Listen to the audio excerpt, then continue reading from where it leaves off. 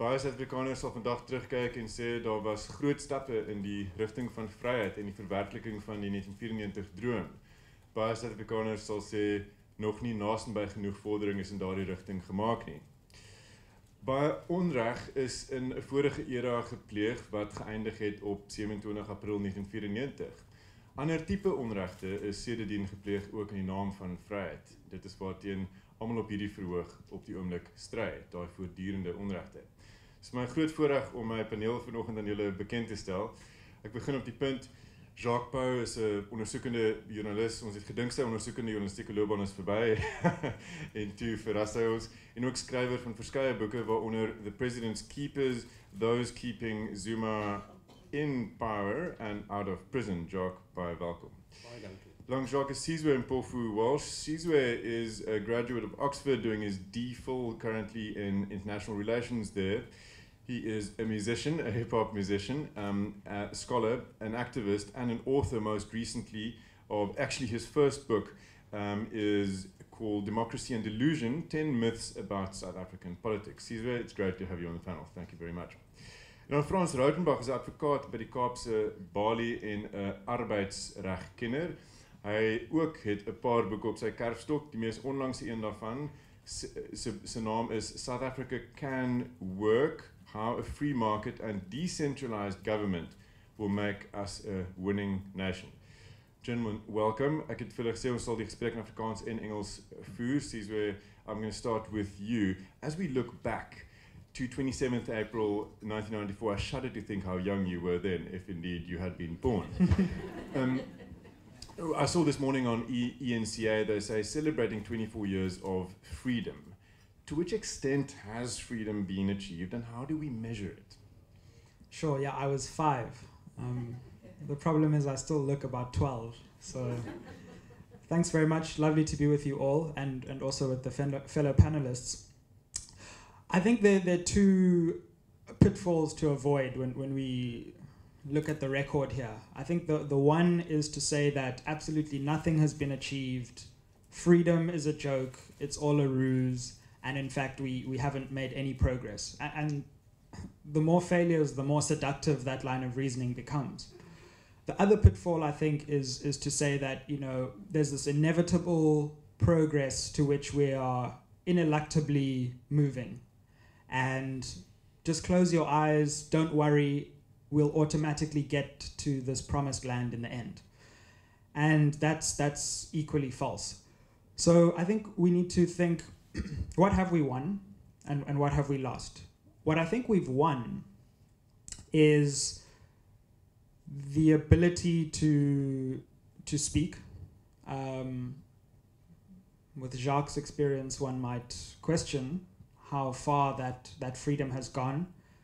But, you know, certainly with books like ours, in 2/3 of the world, you probably are locked up. I don't know when Jacques is going to be locked up yet, but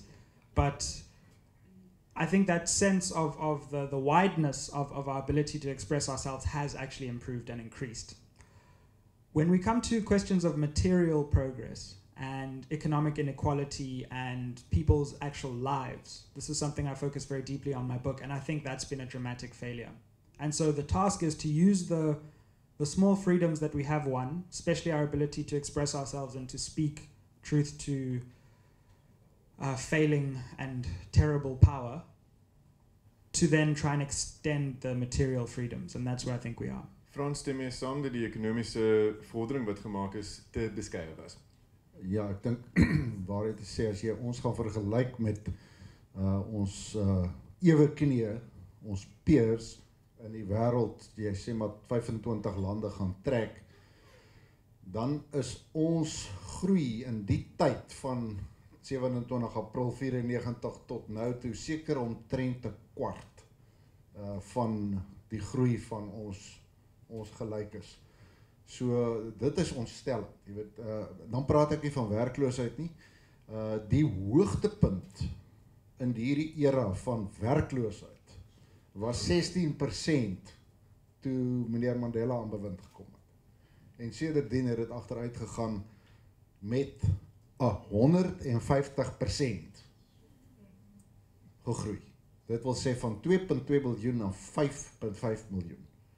So ek is bevrees, sover stem ek en sies we're all saam. Dan wil ek vir Jacques vra, dit gaan eindig, dink ek nou. Jacques, wil vir jou vra om te reageer op Sizwe se verwysing na die vryhede wat ons tog gewen het in 1994. Kan jy met jou eie ervaring veral vir ons sê hoe betekenisvol dit nou is, veral met 'n regering wat ook op belangrike vlakke misluk? Wel, jy weet, ons wil nie teruggaan na die apartheidsera toe nie, maar ek was 'n joernalis in die apartheidsera. En ek was 'n joernalis by 'n koerant met die naam Vrye Weekblad, waar Max de Pre the most persecuted redakteur in die geskiedenis van Suid-Afrika geword het as gevolg van wat ons gepubliseer het. Nou toe ek The President's Keepers gepubliseer het staatsveiligheid ook probeer om van die boek ontslae te raak. Maar gelukkig het die swaap van 'n Arthur Fraser nie besef dat daar 'n grondwet is waaronder ons nou lewe nie. So ek dink ons moet ons vryhede gebruik. Ek dink ons moet die grondwet gebruik. Vryheid van spraak word verskans in die grondwet. Ek dink net ons gebruik dit nie genoeg nie. Ons is nie altyd genoeg bewus van die vryhede wat ons het nie. Maar ons moet ook onthou dat vryhede kom nie net van self nie. Ons kan nie terugsit en wag vir die grondwet om vir ons te werk nie. Ons moet werk sodat die grondwet vir ons kan werk. So daar's geen twyfel dat ons vryer is as wat ons was voor 1994 nie. So ek dink in daai opsig het ons definitief vooruit gegaan. Maar ek dink die bewind van Jacob Zuma was definitief 'n paar tree terug. Jy weet, as jy net dink toe hy aan bewind gekom het, was daar 'n ekonomiese groeikoers van 4 of 4,5%. Toe ons vir hom goodbye gesê het, was die groeikoers amper nie 1% nie. As jy dink wat het met die wetstoepassingsagentskappe gebeur onder Zuma, there's no criminal justice in the country anymore. Is dit nie tog, Jacques, net by jou stil te staan vir 'n oomblik, 'n groot deurbraak dat Arthur Fraser nou 10 dae gelede minstens by die staatsveiligheidsagentskap weg is nie? Ja, jy weet, ek voel baie keer asof ons nou dat Cyril Ramaphosa aan bewind ons die tweede nuwe Suid-Afrika binnegaan. As jy dink, jy weet, ek sê baie keer vir mense, weet julle wat het 'n jaar gelede, amper op hierdie dag 'n jaar gelede gebeur? Zuma het vir Pravin Gordhan gefire as die minister van Finansies. Hy het vir Malusi Gigaba aangestel as die minister van Finansies. 'n Man wat boggerol geweet het van syfers. Ons het met 'n president gesit wat absoluut geen idee het van die ekonomie of van syfers nie. En ons het met 'n minister van Finansies gesit wat van binnelandse sake afgekom het waar hy burgerskap vir die Guptas gegee het. Dis waar ons 'n jaar gelede was. En as jy dink waar ons 'n jaar gelede was en waar ons nou is, voel ek amper ons is besig om die tweede nuwe Suid-Afrika binne te gaan. En asseblief laat ons nie weer 'n boggerop daarvan maak en iemand soos Jacob Zuma aanstel nie. Sizwe, if you had to wager money on the likelihood that this new administration would avoid the mistakes of the Zuma administration and take us meaningfully towards fulfilling the constitutional ideal, would you put money on that? No, I am very pessimistic actually about this so-called new dawn. I ask myself the question, who is responsible for the old night? And this narrative of wiping away everything that's happened and us marching into this new era, I think is gonna come back to bite us, because I think it's postponing and instilling a sense of complacency in us when it's not time to be complacent yet.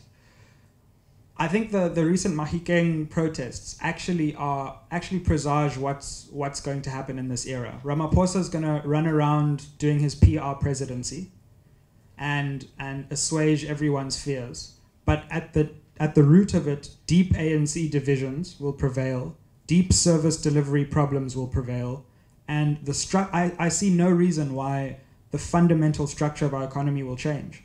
I think unemployment, poverty, inequality are going to persist, and Ramaphosa will numb the pain for a bit, but those problems won't be tackled. Okay, but surely that doesn't render the steps that he has taken meaningless, right? And Arthur Fraser is just one example, but there have been a number of heads have rolled. There's been a very different message coming from the union buildings, and he seems to be serious about tackling some of the visible corruption, right? He's good at PR. Arthur Fraser's still very much in the system. I don't know, I mean, this guy now is like running prisons. That's pretty damn bad. Now he's even closer to the criminals. And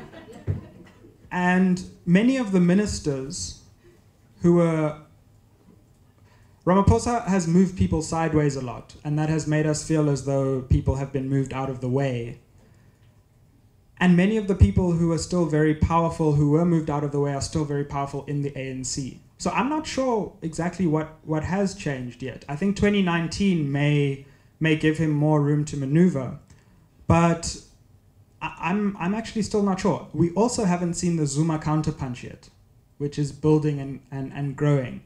And this is a wonderful period because, you know, Zuma is still thinking about which way he's going to move. Let's see what happens. You know, there's even talk in the ANC that they realize they need Ramaphosa to win the election, and then after the election they remove Ramaphosa, and that's still a very live option. So there's a lot that can still happen. One thing I am happy about is that it seems like the most egregious forms of despotic power, you know, where you literally just ban people's books, that does seem to have gone, and I think Ramaphosa will stop Zuma's obvious and excessive abuse of power, but I don't see any reason why the fundamental problems will be removed. I must just add to that, try to ban, right?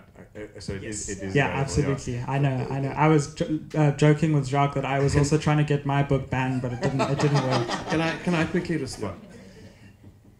I agree with a lot. It's difficult not to agree with a lot you say, especially as far as employment and whatever is concerned. What I do disagree with you is Zuma's power. I think he's got absolutely nothing left. Because in politics is all about what you can offer people. Zuma can't offer anybody anything. He's got no power. The ANC in KwaZulu-Natal is divided. And I think the best example was when he appeared in court. Now forget about the crowds you saw on television, because it's easy to get a crowd together. It depends on how many buses you can rent and how many food parcels you can get together. You can get any crowd you want. Look at the people who supported him in court. Des van Rooyen, Faith Mutambi, Glaudi Motsoeng. Those were the people sitting behind Zuma. And who did he have dinner with that night? Black First, Land First. I think the man is powerless, and I think he's ultimately going to be a very lonely and a very sad man sitting in the dock, and he's going to prison. So I think the era of Zuma is over. And yet, thank you, Joe. Frans, I'm going to jump to you here. The Zuma camp at Nasrec in December did score some victories, right? Most importantly, perhaps on the land issue, where expropriation without compensation, with some disclaimers, was adopted as ANC policy yet again. Dink jy dat hierdie ANC van Cyril Ramaphosa het dit in hom om die strukturele veranderings te maak? Sizwe het verwys na strukturele veranderings. Ek is nie seker of die strukturele veranderings wat hy wil hê en wat jy wil hê dieselfde is nie. Maar watter strukturele veranderings dink jy moet hierdie regering maak in die ekonomie, en dink jy hulle het dit in hulle om dit te doen? Ek dink ons het nou gepraat, ons voor ons inkom, te sit ons in koffie drink, die vier van ons, te praat ons van talks about talks. Nou, een van die talks about talks wat ons moet hê, is watter struktuur die strukturele veranderings moet maak. Dat ek verduidelik. Toe ons nou 24 jaar gelede hierdie land van ons beplan het, dink ek het ons een fundamentele fout gemaak, en dit is om heeltemal te onderskat hoe divers ons samelewing is. Ons het ekonomiese diversiteit, ons het etniese diversiteit, ons het religieuse diversiteit, en ons het taalkundige en so voorts, opvoedkundig. Nou, Toe sit ons om 'n ronde tafel sentraal en ons probeer dit beplan. Dit is interessant genoeg word dit gemanifesteer presies deur die dilemma waarmee meneer Ramaphosa op die oomblik sit. En dit is, hy sit bo op hierdie hoop, hy die mag, maar hy het hierdie ongelooflike diverse belange wat hy moet probeer bestuur. En dit is soos iemand wat op 'n hoogspanningsdraad loop. So ek dink, ons moet gaan dink oor hoe ons strukturele veranderings gaan bewerkstellig wat nie daardie gevaar loop. Dat ons nie altyd soos 'n klomp katte in 'n trop moet jaag. Goed, maar hoe bou ons konsensus dan oor wat gedoen moet word? Want die grondvraagstuk is maar net een van vele waaroor daar nie betekenisvolle konsensus selfs in hierdie kamer is nie. Ek dink die beste manier om konsensus te bou is deur ervaring. Mense wat sien sekere goed werk, hulle glo daarin. En dis hoekom ek dink ons moet ons hele model van hoe ons ekonomiese struktuur verander, moet ons op sigself verander. En dit is om 'n gedesentraliseerde model van verandering te hê. En wat ek daarmee bedoel is, in China het hulle jare gelede in die 80s ekonomiese verandering teweeggebring deur toetszones te skep, waar klein eksperimentele veranderings ingebring is. Nou ja, het was bietjie makliker geweest want ons het 'n diktatuur gehad en ons het nie 'n diktatuur in hierdie land nie, maar jy kan die beginsel by Netlek ooreenkom. Dis moontlik om 'n ronde tafel te sit en sê kom ons probeer net 'n paar verskillende opsies en kyk of dit werk.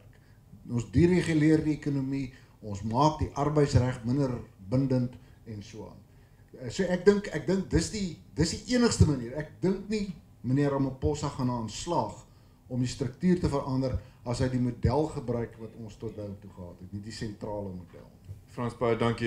In die titel van jou boek gebruik jy die woord decentralized government, and Sizwe, I consciously used that word in the introduction to wave a red flag in front of your eyes. I mean, do you think that this government, which has not proved itself to be a capable government in many ways since 1994, should play a central role in planning the economy which you think we need? I think the old debate between whether the state or private enterprise is a bit outdated, and I say this in the book. I think ultimately we're going to need both. There are certain problems which are so deeply entrenched in our economy that I don't think any player other than the state has the power and quite simply the infrastructure to overturn. There are other questions in the economy that can be better solved through free and private market forces. When we talk about decentralizing government, there's no doubt, I think we all agree that governance has been a dramatic failure, particularly in the Zuma era. I don't think the response to that is to disregard the government and say, okay, now we need to decentralize the whole model. I think it's to build a better government. And part of that is that very simple things can be done within government. For example, government's recruitment process is a joke. I mean, it's basically who knows who in the ANC, and you come and get a job. Now, we've got very skilled, brilliant graduates. Many of them are young people. But they don't know how to contribute to the state. So a very simple way of just doing the basics would be actually putting the people who can do the jobs into government. I don't think that's inconceivable. But we have this problem where ANC politics takes precedence over governance. So I think there are things we can do to make the state better. I think there are times when the state also needs to step back. And in my book, I go into when I think the state should play a role and when it shouldn't. But my view